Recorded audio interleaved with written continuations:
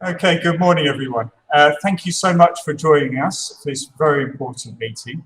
So I'm just going to introduce you firstly to Mr. Perkins, Head of Sixth Form, a very experienced IB teacher and experienced in Sixth Form, and Mr. Nolan, who some of you may know, teaching your child maths, but he's also our university advisor as well.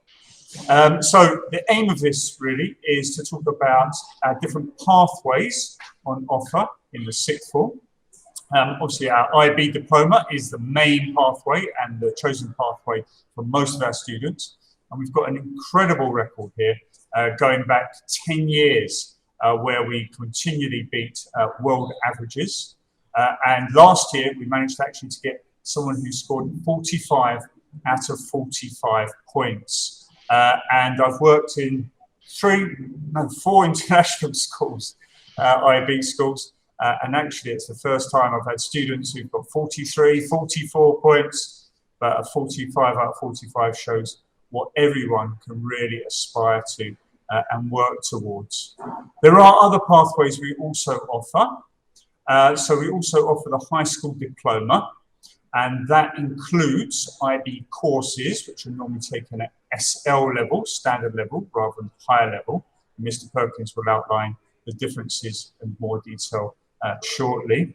And then we also have a partnership with Regent's College, and there we offer a BTEC in business. So that's very much more vocational, less exam driven, more about continual assessment and specialising in business. So it really does support students that are looking to get into the field of business.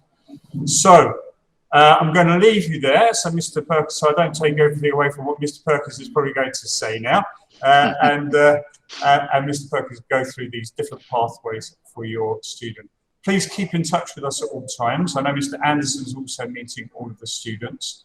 Okay, but I think what's really important when you're considering this is to keep options as open as possible and to recognise that IB is actually right for every student. It's actually a very inclusive programme, and it has, it's so difficult, but it can be difficult, but there's a right pathway for everybody, and it's about tailoring that programme to your child's passions and strengths.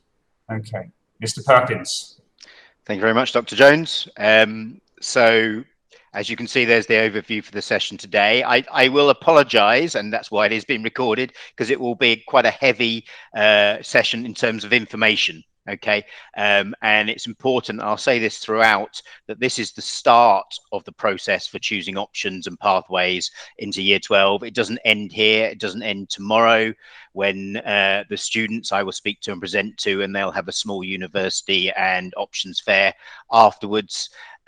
This is the beginning of the process, and it will take for most students all the way up to around Easter, the Songkran holidays.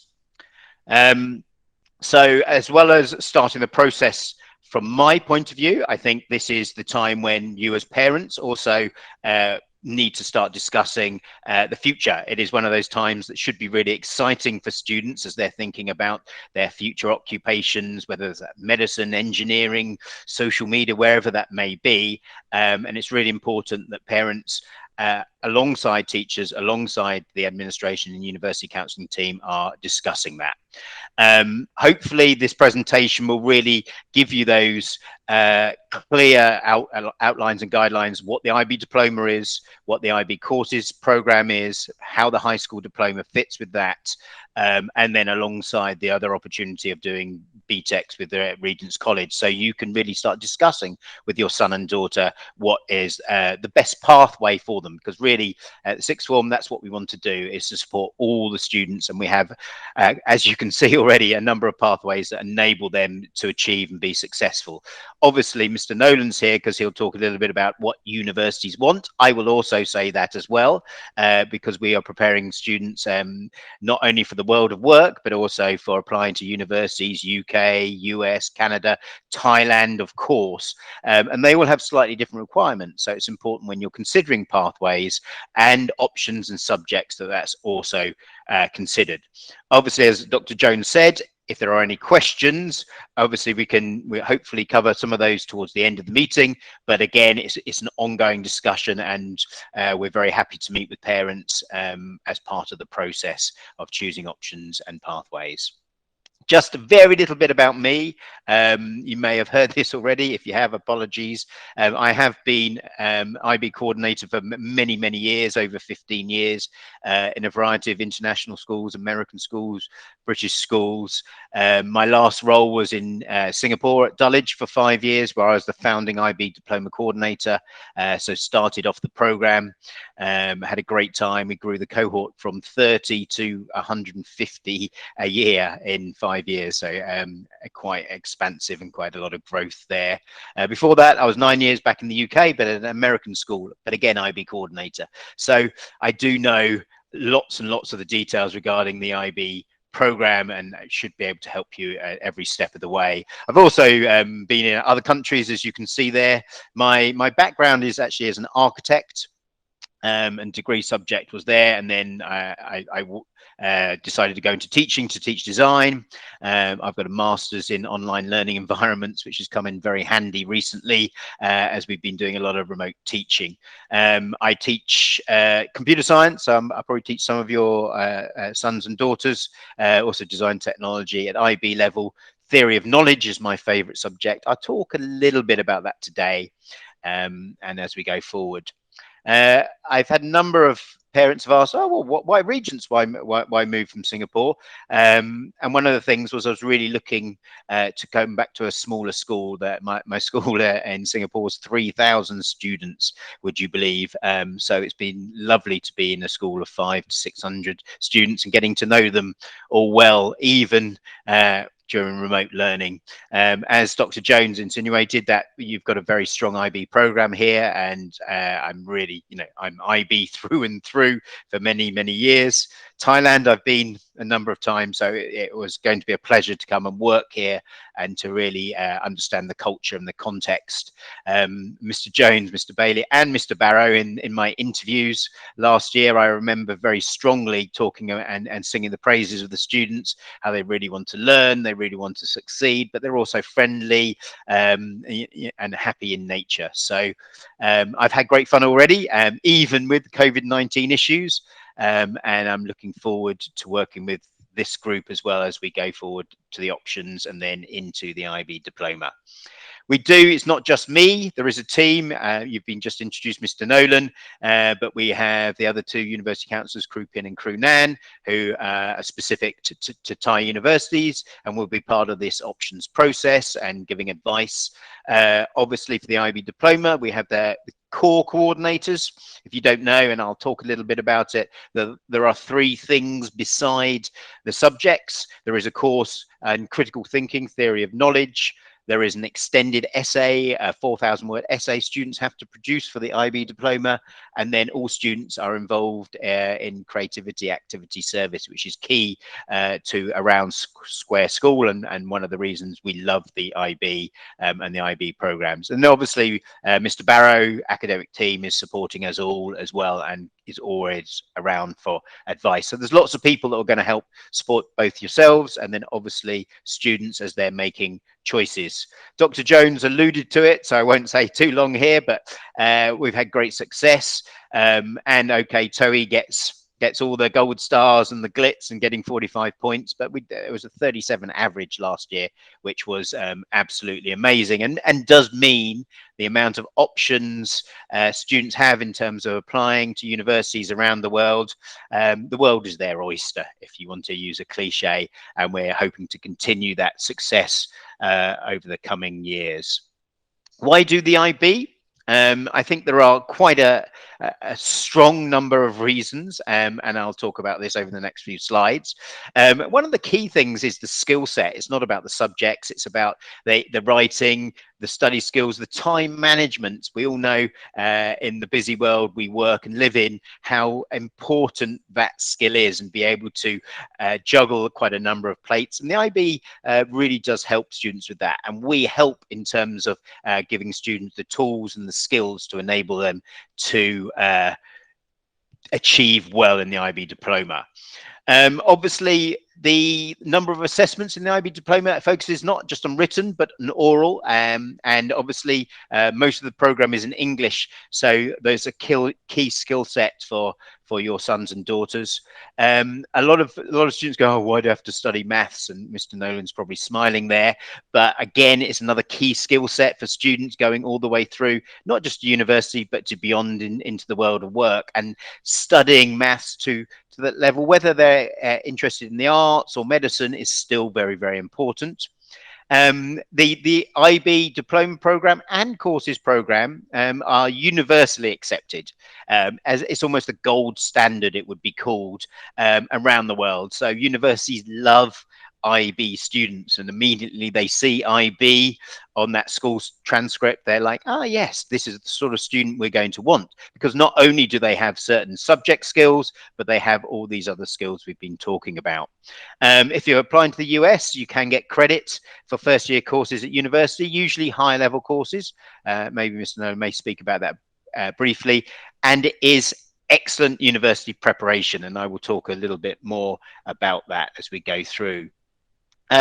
One of the questions often students ask is, well, I only want to study certain subjects, as that's all that is needed. You know, I want to go in medicine. I only need to study biology and chemistry. Why does the IB enforce me to do a breadth of subjects? And I think this quote, which I won't read aloud, coming from the president of the Royal Society of Science, it's a couple of years ago now, but you imagine that president, who is totally immersed in the scientific world, may think actually focusing down at the sixth form level would be key, but in fact says exactly the opposite, and that those students that go into all of these different disciplines need to have that breadth of understanding perspective that the IB diploma gives them.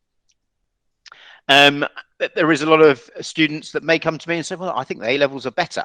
And I think that there is a key ethos question here. And again, I've used quite a cliched quote: if we teach today's students as we taught yesterday's, we rob them of tomorrow. I've had a number of conversations with parents that say, well, you know, I did A-levels, or I did this system, you know, why is the IB better? And well, I think the world is changing, and the jobs you think you're going to go into, you may not, and you change careers regularly. And having the breadth and background of the IB is going to set you instead, not just for university or for that first role or that first job, but beyond that, because of the skills and attitudes that students gain as they go through. This is a key phrase. This is my own quote. I should maybe have cited it there. It's not just about getting into university. We know that is a key point, and don't get me wrong, that is essential, but it's being prepared and flourishing there. Okay, the amount of students I've had come back over the many years, and after the first year they come back and say, hey, Mr. Perkins, yeah, I did my first essay, it was brilliant. Yeah, it was 2,000 words. I've done 4,000 words already. That's, you know, it was easy. But I had friends that didn't know how to cite and source, and didn't know how to structure an essay, and were really confused. And I was like, and so they flourished immediately. They gained access to the university, and that's key. You know, we want them to get the first, and we want them to go on to masters and doctorates and be highly successful. So I think that's really important to consider. All the research from universities also points to this. Again, this was from about 3 or 4 years ago, but when it was UK, US, Canadian university, not Thai university, sorry, but from universities around the world, and when they were looking at what was the best preparation for students to flourish at their university in all aspects, in fact, the IB came out top. The one it didn't, it came out even, as you can see, developing in-depth subject expertise. So it didn't actually fall down. It wasn't that the students going into medicine don't know enough biology or chemistry. It was equivalent to those that study A-levels or Scottish Highers. So universities love the IB, and they love IB students. The breadth I've talked about, this is the thing, you know, do students know what they're going to do in 10 years' time? I often have students come to me and say, well, I want to go in the arts, I want to be a fine artist, but yes, that's great, and that's your ambition, but you may end up being a theatre director, or you may end up managing, a fine arts studio, and then you need different skills and different attitudes, maybe, to just having focus narrowly to begin with. So that breadth is a key thing. The final thing I will kind of say about the International Baccalaureate, because we're talking a lot about universities and the future, is that the International Baccalaureate is not just about subjects and certain grades, 45 points, or getting a 7 in this subject or that. But the key ethos is that we are educating students to make the world a better place, to care about the world. The CAS program, the critical thinking in theory of knowledge, is there to get students to really think beyond themselves. And I don't need to say or mention the COVID word to realize why we want students that are going to go out there and make that difference. And that's our aim, to make those, ensure those your sons and daughters are making that difference, which is absolutely key. Regents, I've only been here for 3 months, but already I've seen a great deal of strengths. And I know, Bangkok is a competitive market in terms of schools, and this is a time when parents and students will go, oh, maybe I should go to that school or that school or that school. I think there are quite a number of strengths here. Small cohort size can't be underestimated. I was working in, as I said, my last school with 150 students. And that's tough for students. It's highly competitive. You become a number, not a name. It still works, okay? But the small cohort means you've got small class sizes. Teachers know their students incredibly well. In your psychology class, you may have 5 or 6 other students. Great, more attention, etc. But with that, we have an incredible range of options, as you will see. Almost all of the subjects are available with the IB Diploma, and we try to ensure that students get what they would like to do. Obviously, great teachers, that goes without saying, and you already understand and know that. The pastoral support here is absolutely excellent. Tutors care. Every student is a name, not a number. We are always discussing students, and it's key when they come to sixth form, because it is a tough program and it's a tough final 2 years, and students are making decisions. So it's key that we're having those ongoing conversations and support. There's many years of experience inside the school, and then obviously my experience as well. Most teachers are highly experienced and have been there and done that. Great results, which I've talked about, and that ethos also is key. That is, it's lived, not just published only. I go to some schools and it's, certain profiles are placed on the walls and things like that, but here it's absolutely lived. We are friendly and supportive, and I think that is key. There is a smile around every corner. And this is one that, the final one that students may go, oh, maybe this school in Bangkok has got better facilities and resources. But I think the spaces for DP students are excellent. And again, I think back to my last school.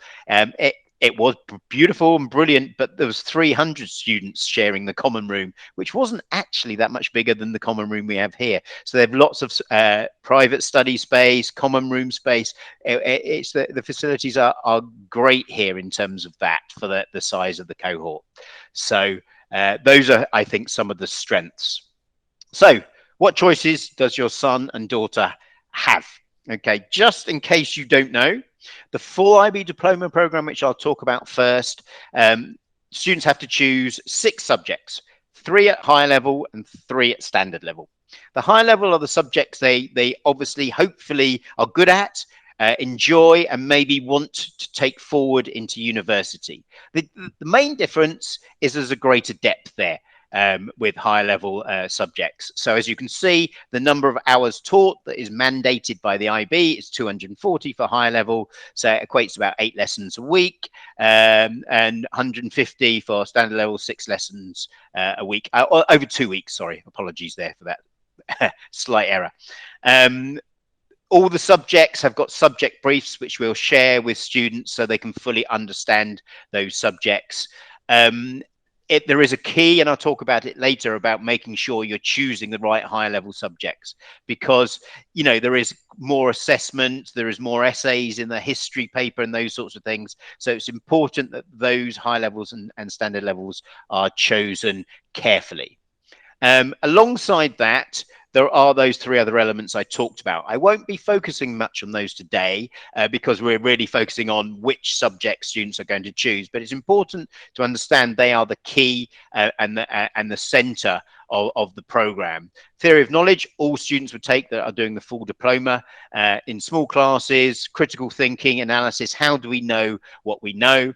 The extended essay starts in term 2, in sort of January time of the first year of the program. Students choose a subject area and then a topic, and then follow through their own independent study. Don't worry, they're not just left alone. They have a supervisor and someone to support them throughout the process. And then the Creativity Activity Service program run by Mr. Wilson, where students get involved in lots of extracurricular activities above and beyond the subjects, because that's incredibly important.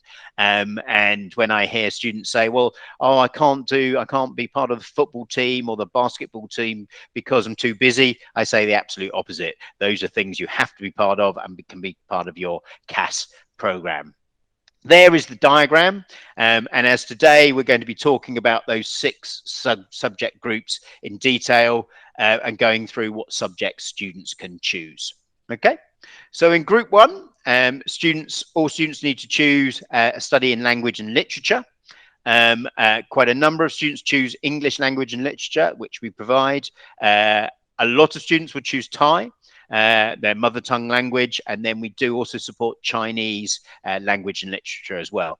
The language and literature part means it's about 50% of the course is studying texts, reading books in that language and then analyzing them, and then 50% of the course is seeing how language is used. So you might do a unit in language and power, for example, and analyze how language is used to exude power. In the classic is in Trump's speeches compared to Obama's speeches, and compare them and how they use language, rhetoric, and those sorts of things. We also support students doing what's called the self-taught literature course, which is a group 1 subject. Self-taught is a little incorrect, but that's what it's called. What that means is we will support other subjects that we don't have teachers for here, but we will facilitate the looking for a tutor to support that. So we do have students that are doing Japanese, Korean, French, German, Zonk as well, we've looked at as well. Apologies if I pronounced that slightly incorrect. That does need a tutor to be involved, and we facilitate and support the finding of that. And that's something that I can speak to parents, and I will speak to students in more detail tomorrow. So all students need to choose one study in language and literature subject. Secondly, students need to choose a language acquisition. So this isn't the study of the language and literature. This is the study of getting better in that language. Okay, and there are 3 levels, in fact, to this. There is ab initio, which is beginners, so students that are completely new to a language. Standard level, which is for students probably done 2 to 5 years. And then high level, which is for students from sort of 5 years above of experience with that language. The key thing with this is that it is appropriate challenge. So a student can't choose to do beginners Spanish if they have been studying Spanish for 10 years, for example. Okay, they must be appropriately challenged. 1, educationally, that makes sense, but 2, it's also what the IB says. So they can't choose to do English B here, which we offer, if they've been done GCSE and been studying English for 6 years. So those are the sorts of things we provide in beginners: Spanish and Mandarin, and then at B level we provide English, standard level and higher level. You can do, as it states, a second group 1 or language A subject. And by that, I mean you could do English language and literature in group 1, and you could choose to do a second language A. You could choose to do Korean self-taught, for example.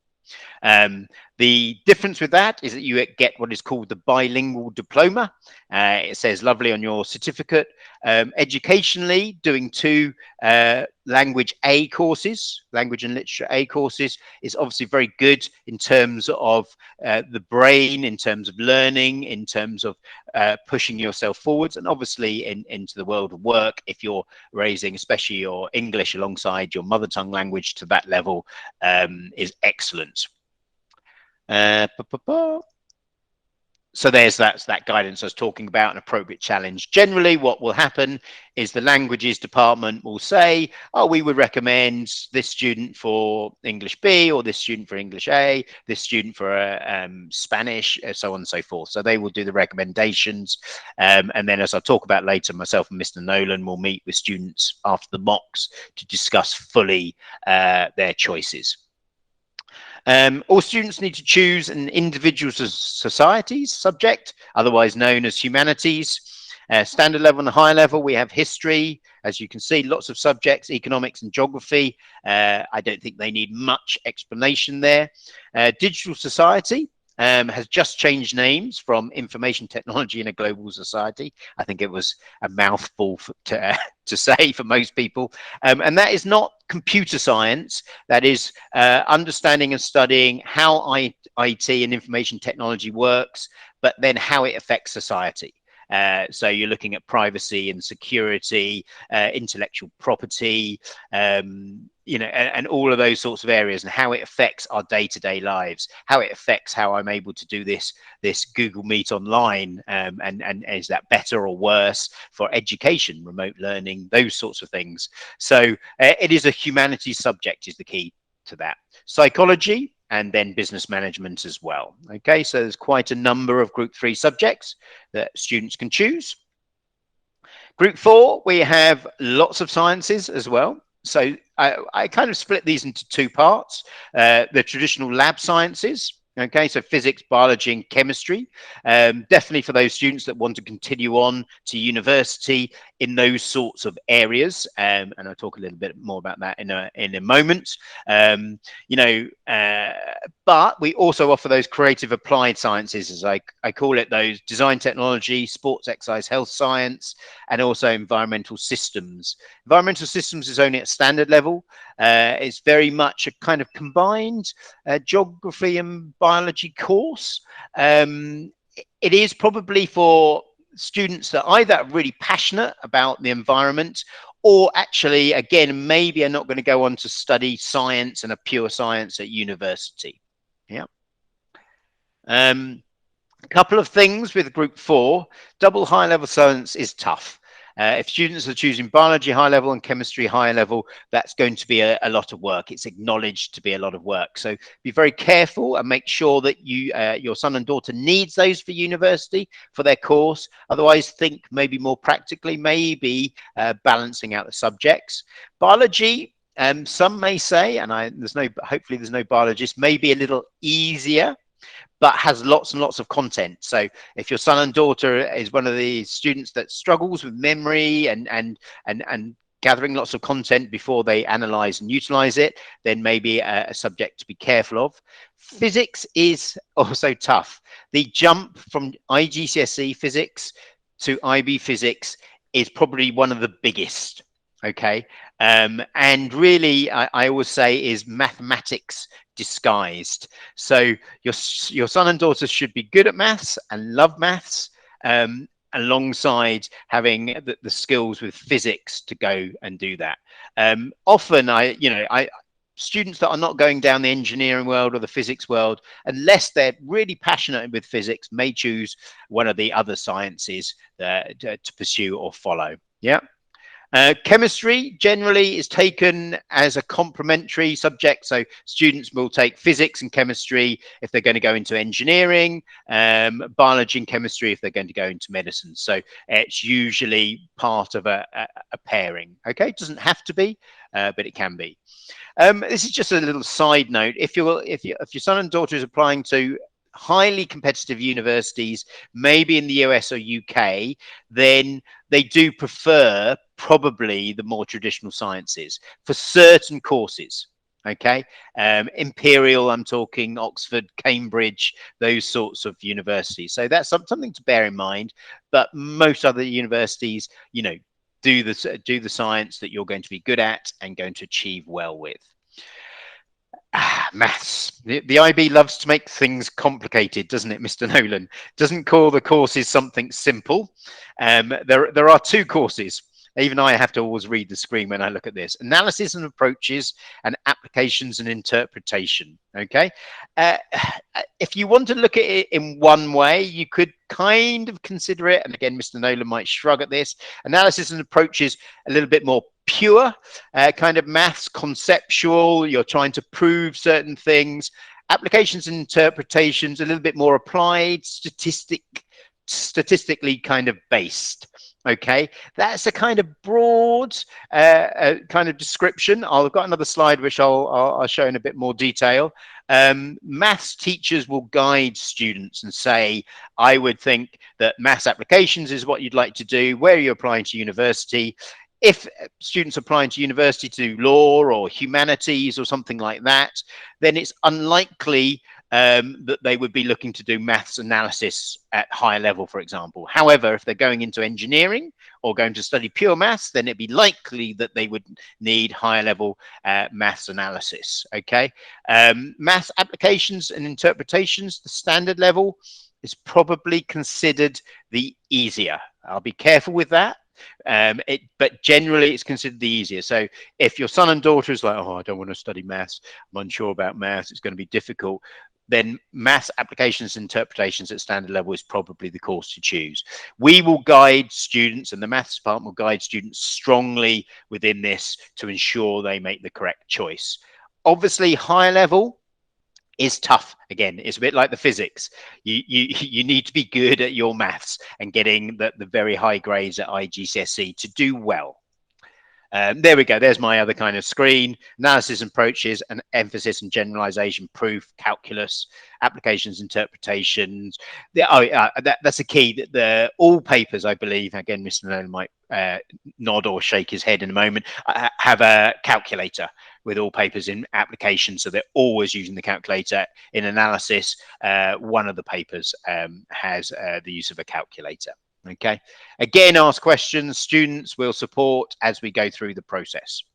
I kind of alluded to some of these things. You know, having any level of maths is great for students. We know skills, etc., etc. So, you know, don't be macho, as I'd call it, and choose a level above. Yes, unless you really need it and you're really going to push yourself. The other key is, remember, you've got 6 subjects, or your son and daughter's got 6 subjects. So actually, I don't need a higher level for this university. So I will look to do the maths applications, even though I find maths a little bit easier. I think we had a question there. I'm happy to stop, or did we not? Was there a question? Maybe not. Okay. So think about the level of maths. Let us help and guide you with that. And it requires a lot of research on students' part in terms of kind of what degree they want to do, where they want to study, what are the requirements of the program. And last but definitely not least, the expressive arts, or you can choose an elective, which I'll talk about. We are very keen, and I'm very keen as an IB coordinator, that if students can and have the ability, that they should take an art subject. Visual arts, theatre and music we offer. Theatre is a fabulous subject. You know, really get students outside their comfort zone, speaking, all of those kind of skills that later on in life that they are going to need and utilize. Music, obviously a great subject. You don't have to be, I don't know the grades in music, but you don't have to be this wonderful musician. You obviously have to have a passion for music and be able to play an instrument of some sort to help out, but it doesn't, you don't need to be at the top of the range there for that. It is an academic subject, remember, with these. So I always say, you know, for students, if they are, you know, really interested in the arts, they love one of these subjects, and when they check the requirements for university, they're able to take it, then brilliant, go for it. Okay. However, students can choose to do what's called an elective or a subject from another block. So, for example, if you're going to study medicine, and the UK is the classic example, you need biology and chemistry at higher level. So you would take biology in the science block, and then in this an elective block, you would choose chemistry. You have to be able to apply to universities to be able to, for in the UK, for medicine. And you'll find around the world, as Mr. Nerling will talk about, there are different requirements for that. But if you don't have those requirements and you're doing, business management, for example, they have very few requirements in most schools around and most universities around the world. So you've got the ability to actually, I will do theatre because I'm passionate about that. The interesting thing with these, when I talk a bit later, is about assessment, and they don't have exams. It's all internally assessed, and that's something also to think about when you're coming to choose your options, because students may want to say, well, actually one less set of exams may be really useful to me. Our guidance for entry is that we are usually expecting around an A or B in IGCSEs for higher level subjects, and a sort of C and above for standard level. Obviously, things like psychology, students won't have studied that at GCSE. So at that point, we're just kind of looking that the student is around those sorts of grades. But as important, if not more important, is that, they are putting in maximum effort. They have a positive behavior and attitude to their studies. Attendance is excellent, and they're holistically involved in the school. I've seen students, as Dr. Jones was saying, it's an inclusive program. Students that, haven't done quite so well in their IGCSEs, but because they have the correct attitude, effort, they apply themselves. I've ended up 36 or 37 points, and surprised many of the teachers and the administration, and it's been great to see. That determination, that effort, that organization is absolutely key. Note, obviously, some students are doing EdXL courses, so 6 to 9 or 5 to 9 is the kind of translation from A to B and C. We do have, I've been talking about the full IB diploma at this point in time. We do have 2 or as such 3 real pathways. As Dr. Jones said, we have the high school diploma that all students will achieve, that enables them especially to apply into Thai universities, and there is a prerequisite, and all of the other pathways fulfill that. We then have the full IB diploma, which I've been talking about, 3 higher levels, 3 standard levels, so on and so forth. And then we have 2 other pathways or choices, which I'm going to talk about now. Okay. As Dr. Jones said, we tend to expect all students to start on the IB diploma. Okay. And that's because we do think it's an inclusive program, and we think the students we have at this school should achieve well if they choose the correct subjects. However, it is not necessary, and students can choose definitely the courses route if that's something we agree makes sense for them, and I'll explain exactly what that means. So the IB courses route is much more flexible than the full IB diploma. You can choose the number of subjects that you take. So what it does is reduces the academic level a little bit for students. So for example, we tend to recommend students do 5 subjects rather than 6. And they can choose whether they do those at a higher level or standard level.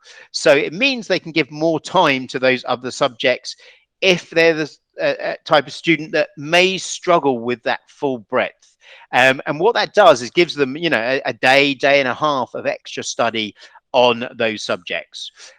Often we have students that may start on the full diploma and try it, and then if they struggle, and then when they're looking in terms of university applications and they decide they're going to this university or that university or this country and they don't need the full diploma, then we may counsel them and look to move and change pathway to the IB courses program. The other thing students don't need to do, they need to be part of the CAS program, but they don't need to do the extended essay and the theory of knowledge. So again, it just reduces the academic level a little bit, and that can be useful for a number of students. Still, they'll be highly successful. Still, they can get into university, but maybe a little bit more focus upon that. If you want to speak more about that, you can speak to me, you can speak to Mr. Nolan, and we can also, students can come and pop by and just say, I've been thinking about that. We can discuss and look forward. So we choose the correct pathway for your son and daughter. Third one, as Dr. Jones mentioned, is we do have a partnership with Regent's College just down the road. Students will gain the high school diploma here. They will take English and Maths IB courses. And then they can combine that with a BTEC. I believe at the moment Regent's College is doing hospitality and management and business management. They can link between both the college and the school, so they're part of. They've got two establishments that they can go to and reap the rewards of both of those places. And again, it does lead to university. It is a more focused pathway as such. It enables them to focus on a more applied route.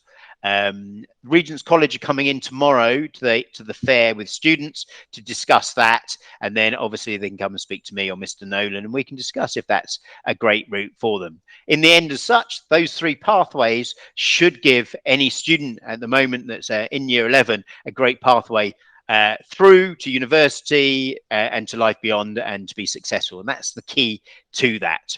And I'm very happy to talk about any of those pathways. How do you help them choose? I always say this: let them take control. Okay, it's why I meet with students separately. I will get them to do an initial wish list of choices, which I'll speak a little bit later about, and they will discuss with you, but I want them to take control. When we meet with students after the mock exams, again, I'll meet myself and Mr. Nolan with the students individually. We will then open it up to talking with parents, and it's not that we don't want to talk to you. We just want them to they should be excited about their future and take control. They should be doing the research. Often, Mr. Nolan will attest to this. It's the mum that is looking for the universities that their son should be going to. That needs to change, yeah, because the son is going, your son is going to that university, and they need to take ownership of that and be excited about it. I wish I could go to university again. This is a classic. What to do when your son and daughter go, I don't know what I want to do. I don't know. Often this happens. That's fine. Actually, it's really good. All they need to do is, when they're choosing the subjects, choose the ones they love. Simple. And then see where that leads. Okay, so choose theatre if they love that, choose digital society if they love that, choose psychology, whatever they are really interested in. You know, choose those options they love, and then that should lead them to somewhere that to be successful. This is the other key thing I always suggest, that for each subject they need to look: do they have the interest, the need, and the ability? The need in terms of what they need in terms of university, the ability shown from IGCSE, and the interest. I put the interest at the top there because sometimes you can get away with that without that, and that sounds strange. The example I always give is geography, and it's not that I don't like geography, okay, but geography is probably one of the easier humanities. If a student has been taking geography at IGCSE and doing well, and they come to me and say, I'm really bored of geography, I don't really don't want to do geography anymore, but they're good at it, and it helps them fulfill requirements for university, then actually they're probably going to be good at it at IB, and they're going to find it a lot easier than starting psychology, a new subject, or so you see what I mean? So think about that a little bit. But generally, those three things need to happen. When it comes to maths high level, then all of those three need to be in place. Yeah, the ability needs to be there, the readiness, the need. I'm going to go to university because I'm going to study engineering at Imperial, and the interest. I love maths. I just want to do maths every hour of the day, like Mr. Nolan does. Yeah. Okay. This workload and balance is also key and important. So as I kind of alluded to there, making sure students choose a balance. If they're going to be pushed in every one of their subjects, then that's going to be an issue. So, for example, as I talked about, you know, with coursework, are they going to do visual arts? It's still hard work, but there is no exam at the end of it. So that means maybe that will enable them to balance their subjects out. what are the assessments in each of these subjects? And I'll give you a slide, but again, this is really in a moment, but this is really for students to think, oh, there is doing high level history, I've got to do a 2-hour, 15-minute, 3 essay question paper. Actually, I'm not very good with essays. Maybe that's not something I should do. Maybe I do the economics, which does have essays, but they're slightly smaller. So choosing which combinations of assessments and what suits them is really key and important. English, do they choose English? I don't expect you to read this slide. This is really for students when I'm talking to them about that. But English high level adds another essay on as an internal assessment. English standard level, there is only an oral component and the exam. So maybe actually doing the standard level makes more sense, or maybe doing the high level makes more sense. So think about the assessments and how that suits your son and daughter. Right, I've talked a little bit too long, 5 minutes over maybe, Mr. Nolan. I will hand over to Mr. Nolan now. He's going to talk a little bit about university provision. Then you'll come back to me and then we'll go to questions. Okay, over to you, Mr. Nolan. Thank you, Mr. Perkins. Yeah, and I hope you guys are doing well. I know there's a lot of information here, but as Mr. Perkins said right at the start, is that this is the start, and there's a lot of time for you to ask questions, for students to ask questions as we go through. Picking up on some of the things Mr. Perkins said, application standard level for maths probably is seen as the easier one, but I always see that as a great thing for students who aren't necessarily interested in maths to choose, because it is still a level above IGCSE, which again, universities appreciate. With all those students taking A levels, they don't choose maths, which means they stop at IGCSE. Our students don't. And last thing as well, another mention for our Gold Star Toei last year. She also took maths applications at standard level. She wanted to study English language and literature at university, so had no need for higher level maths. She was an A star at IGCSE, so her maths ability was very, very good, excellent, but she didn't need to do higher level for what she wanted to go to study at university. So that was the right decision for there. So there's a couple of examples where that's worked, and of course Toby was our student with full marks. I've been introduced a couple of times, and I'm sure a lot of you already know me. So I'm the head of university guidance, and we have Krunan and Krupin, who are also introduced. There are Thai university counsellors, and we all help support the students with their plans for after regions and their university plans. Next slide, please. Okay. So this, again, is just a little bit of a clip, a copy, and it does get passed to students, and we can share it with parents as well. But what do universities want kind of leads into two sort of categories.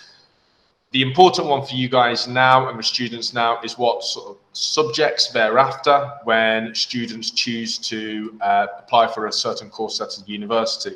So you can see a couple of subjects listed there with architecture and art and design. And again, you can see that there are some differences between the locations of the universities and what the UK universities want might differ to the Australian universities or the universities in Singapore. There's only a couple of subjects here, but like I said, we can share the more detailed plan with parents and students so that you can see.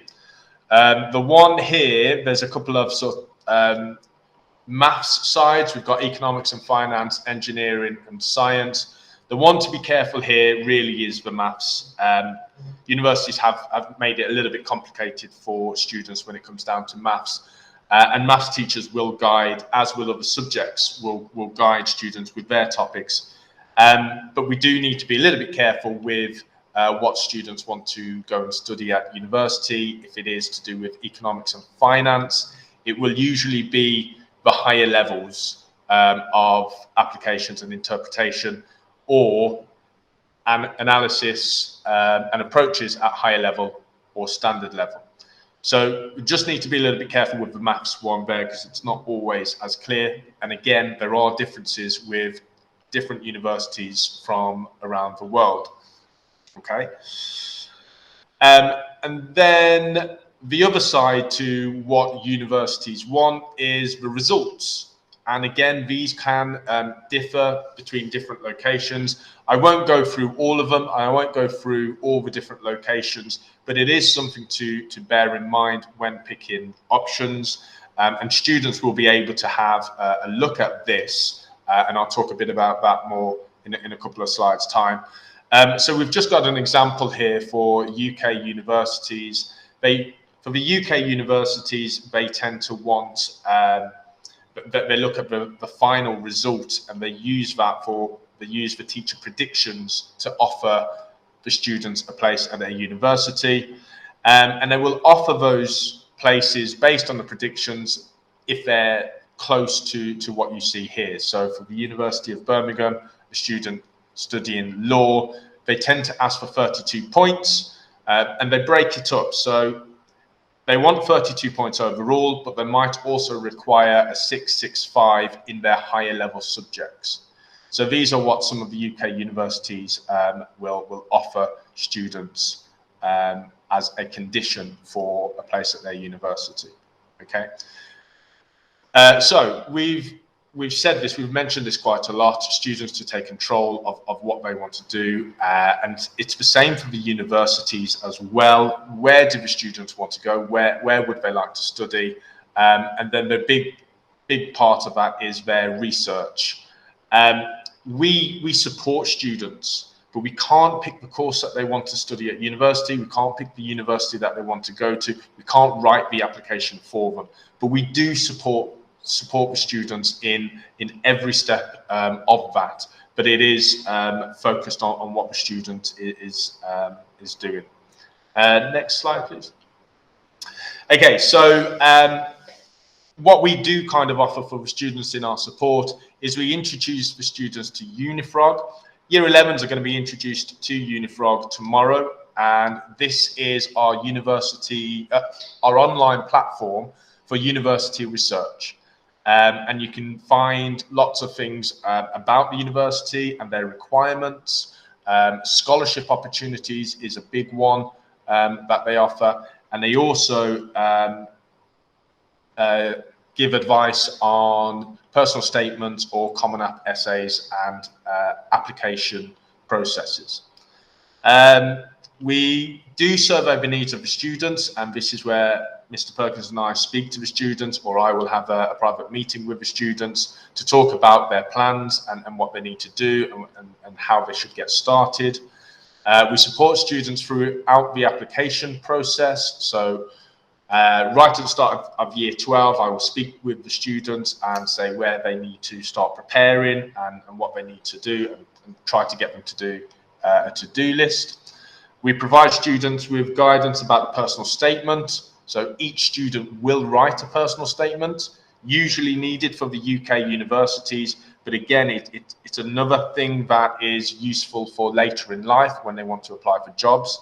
So we help students write a personal statement, or students write a personal statement. We give students advice about preparing their applications and portfolio. So depending on what subject they want to study at university, their applications might differ slightly. If they want to study medicine, what do they need to include in their portfolio? What sort of voluntary work have they done and preparations for that? So we can guide their students on their portfolio. And then to sort of help students, the best advice is usually given from students who have been to university very recently or are still at university.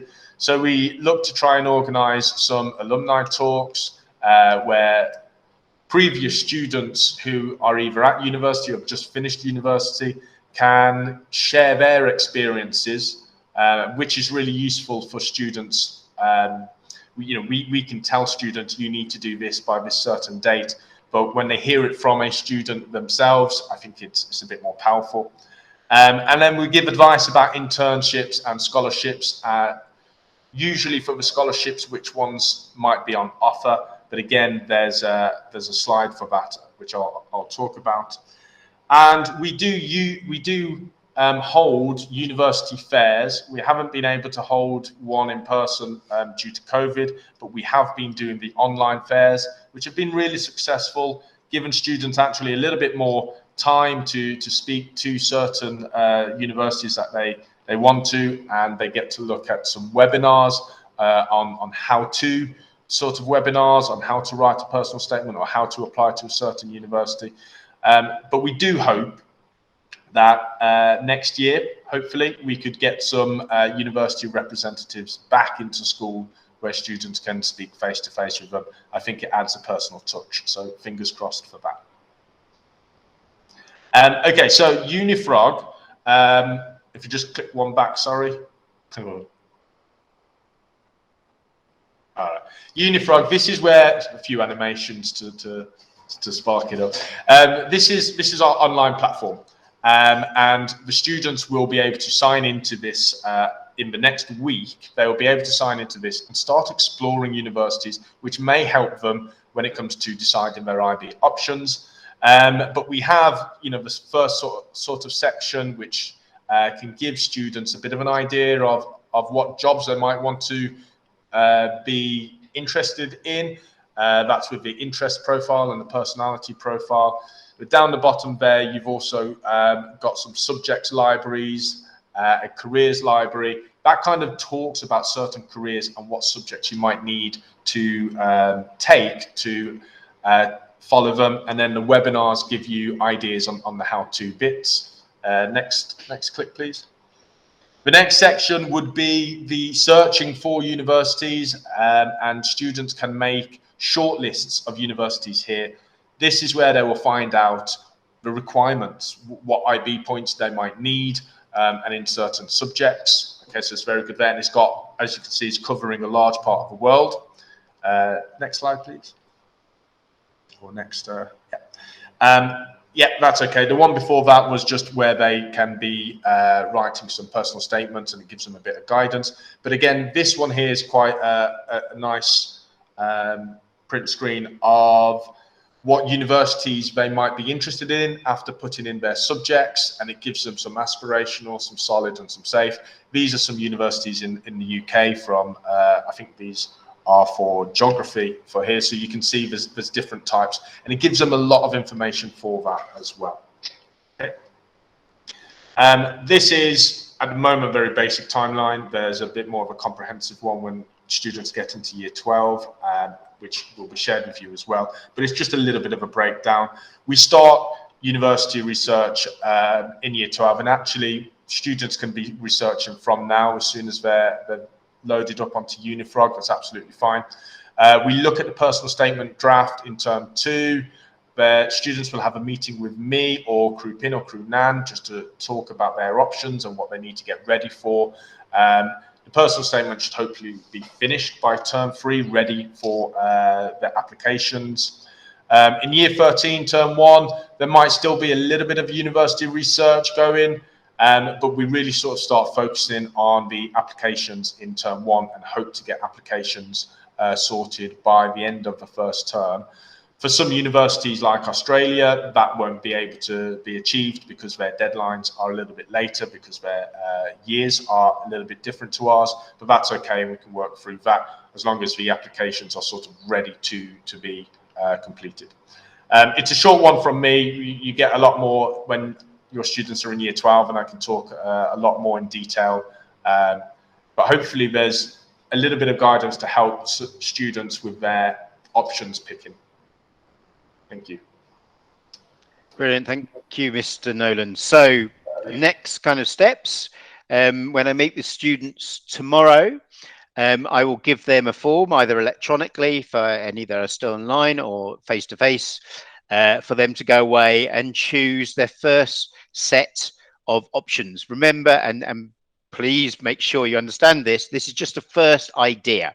I'll allow them to take it home, discuss with parents, and come back what they would like. A wish list, I always call it at this stage. This is early, but it gets them thinking. And the more they're thinking about it, the more thinking, oh, I might do that, I might do that. Or I've spoken to that teacher, so I'm really keen on doing that. Or, oh, I've started researching after Mr. Nolan said, and I've looked, and actually, if I want to go to that university to do that, then maybe I'll do that. And it starts the process.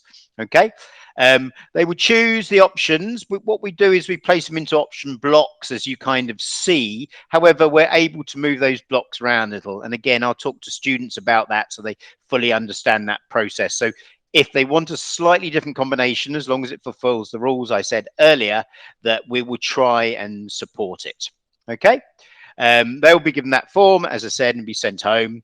All they'll need to do is circle and say whether they're going to do high level or standard level. So here I've got some examples. I'm going to flick through this quite quickly. So if you've got a creative student looking to do DT, high level theatre arts, wants to go down some sort of design route, this may be the kind of options that they would choose. Okay, I will ask students to put the high levels and standard levels at this stage, because I think it's key also to see what they're thinking and how they're doing. You know, if there's something more open and they're not sure, they're just going to choose options that they like or enjoy or interested in. Yeah. If they're down the engineering route, then, you know, physics and chemistry will be chosen at a higher level. Math analysis will be at a higher level as well. Tough set of courses, but you know, students have the ability, the skills, the needs, etc., interest. Obviously, the students also doing a bilingual diploma because they're doing the 2 language A's, so that's another choice. Computer science, we don't actually offer at the moment computer science at IB, but doing the digital society course, and actually what universities want is maths at the highest level. Yeah, they don't really mind about the computer science, and that should be continuing on in the background, but maths needs to be at the high level. Applications, sometimes analysis dependent. Yeah, again, bilingual medicine, generally biology and chemistry. So students will need to fill this in after they've thought, and we'll do a little, as Mr. Nolan said, a little session, so they've thought about what they might like to do as a career and as an application to university.